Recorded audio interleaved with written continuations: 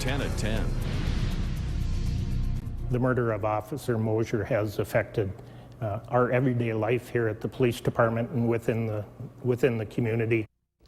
Life for those who are sworn to protect and serve our communities will never be the same. Good evening and thank you for joining us. We don't know the lasting impact Officer MNsure's murder will have on our communities, but we are seeing more community members wanting to have a better understanding of law enforcement. Valley News Team's Cornelius Hawker shows us a group of people who have willingly signed up to gain more knowledge about the police patrolling their neighborhoods.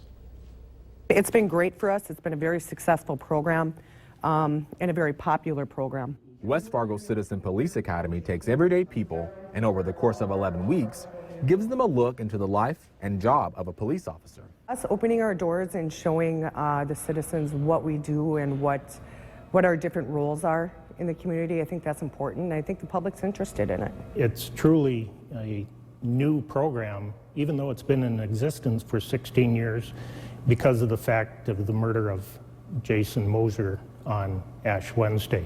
The people who signed up for this program did so before Officer MNsure's murder, but the reasons for doing so all centered around gaining a better understanding of what cops go through and also how they can make the job of an officer easier in their community. It's free, it's an available resource, and it's a good way to have insight into it. And I think you don't really know what they're going through until you can see it firsthand. So what exactly will these citizens get the chance to do? Going out in a ride along, seeing what the SWAT team is doing. I know nothing about what our SWAT team does. They'll also get the chance to shoot guns and even get tased.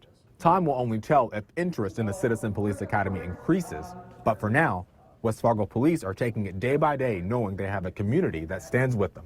We're seeing such an outreach of support from the public, from handshakes to hugs to cards from school children.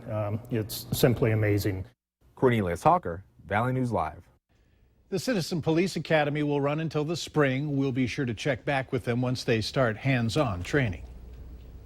A West Fargo dad is out on bail after being accused of pointing a gun at his daughter and threatening to kill her. Cameron Bakir was arrested at a West Fargo gas station. According to court documents, Bakir admits to being upset at her for coming out as a lesbian. A relative says he was upset due to his religion, which, according to court documents, officials believe is Muslim. A local Muslim woman we talked to says while homosexuality is unacceptable in her religion, so is what Bakir is accused of. What this guy did was just take the law in his own hands and decided upon himself. No, he wasn't being guided by his holy book or his faith to do what he did. Members of the LGBTQ who we talked to say it's difficult to come out in this community, especially with religion and culture. Troubling numbers out tonight from MNsure, which found over 130,000 people who were not eligible for the program. It means Minnesotans may have overpaid $271 million of your hard-earned dollars. Americans for Tax Reform reports that the Department of Human Services failed to verify people who enrolled in public health care programs through MNsure. Also, a few working in human services didn't have proper training, which led to multiple errors. Problems with Social Security numbers, immigration status, or even household income were never resolved through MNsure enrollment, which slowed down the application status and risked fraud for those enrolled. Valley News Live has some exclusive video tonight of a high-speed chase and crash that landed a Grand Forks woman in jail. 22-year-old Haley Eno faces numerous charges, including reckless endangerment and possession of meth with intent to deliver. A next-door neighbor's surveillance system captured the crash on video. You see the car driven by Eno speeding by. She tries to make the corner, but hits a stop sign and gets hung up on a snowbank. Police say there was a male passenger in the car who has not been charged with anything. However, East Grand Forks police say they will be adding a charge of fleeing a police officer in Minnesota to Eno's long list of charges. At least 4 people are dead, up to 30 people injured after a shooting in Kansas. It happened at XL Industries in Hesston. The CBS affiliate there reports that the shooter was an XL employee and is one of the dead. The local sheriff there says that there are numerous crime scenes, including the plant, a parking lot outside the plant, and 2 other locations. The sheriff also says the attacks were connected and that the suspect traveled between the sites and fired from his car. Scott Miller coined the phrase "my oh my" as he broadcast games for the NDSU Bison and FM Redhawks. Miller passed away overnight at age 57 after a lengthy battle with cancer. Miller became the radio announcer for Redhawks baseball in 2006. He was the play-by-play voice for NDSU football and basketball since 1996. Wentz takes a helmet high snap, fakes the handoff, runs left to the sideline, to the 5, to the goal line, dives inside the pylon, touchdown, Bison! Welcome back, Carson!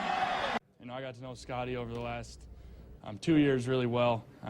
Battled cancer for a while, and that guy was just an awesome guy, an amazing person.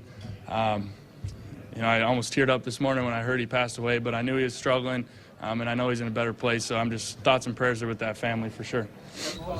In honor of Miller, the Newman Outdoor Field press box will be dedicated as the Scott Miller press box on opening night of the Redhawks 2016 season.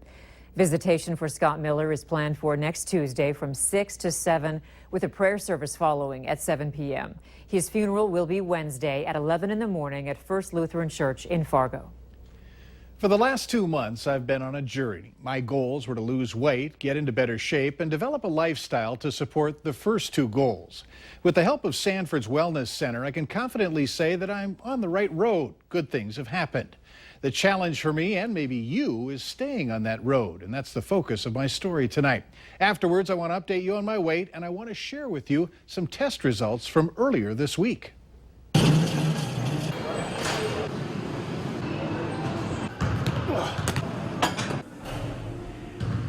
Where would you have graded me when I first came in? Maybe like a 4 to 5.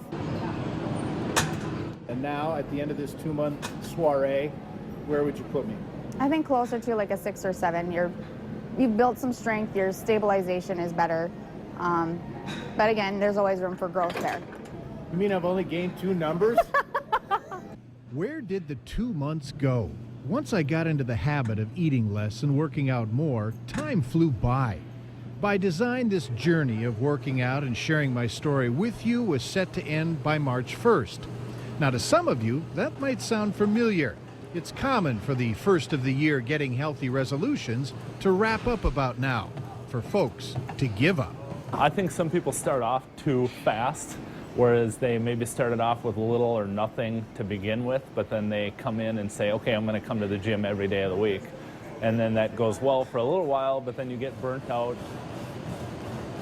So wanting to maintain my newfound healthier lifestyle, I sought the advice from those who have been able to sustain their own, like Mandy, who comes to the gym 6 days a week.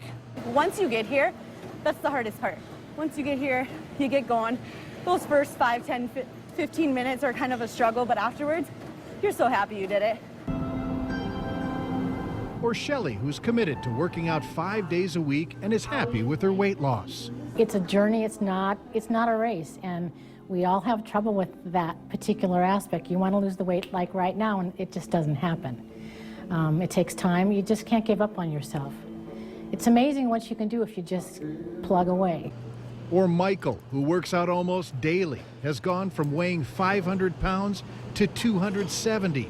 For him, now it's not about weight loss anymore. It's about choosing to do what he wants. One of my goals now is I want to dunk a basketball, right? And I don't know if I'm able to do it at almost 50 years old, but it's one of those unattainable goals maybe, but why not?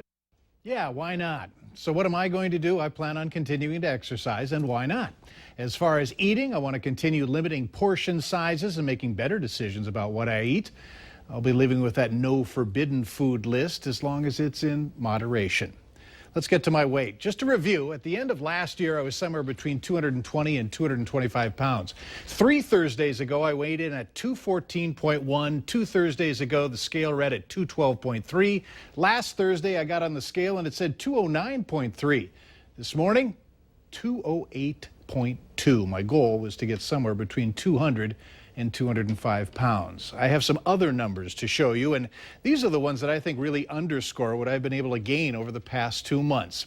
I had blood drawn in September of last year so I could re-up on medicine that I take for high blood pressure and cholesterol. You'll see there the cholesterol at that time was 231.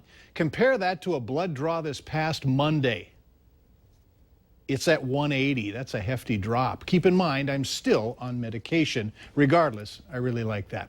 I just want to take a few seconds to thank the staff and patrons at the Wellness Center for putting up with me and the occasional camera over the past 2 months. If you didn't get a chance to see all 4 of these stories, which included diet and exercise, and would like to, go to our website at valleynewslive.com.